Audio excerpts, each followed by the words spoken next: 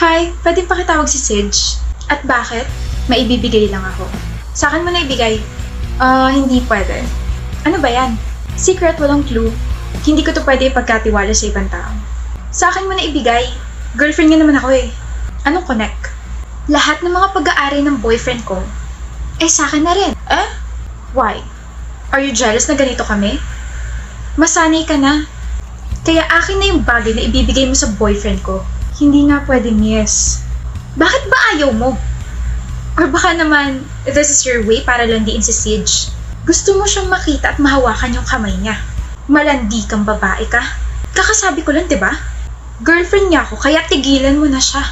Bakit ko naman titigilan ng bunso kong kapatid? Ate?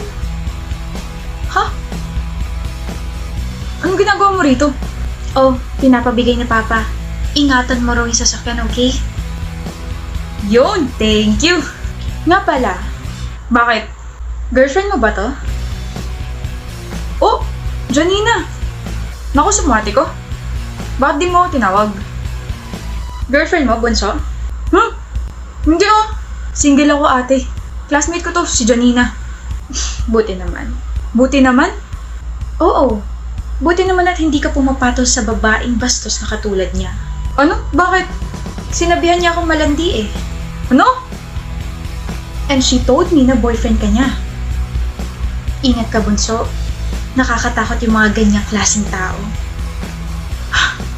Laters. Sidge. Sinabi mo yun, Janina?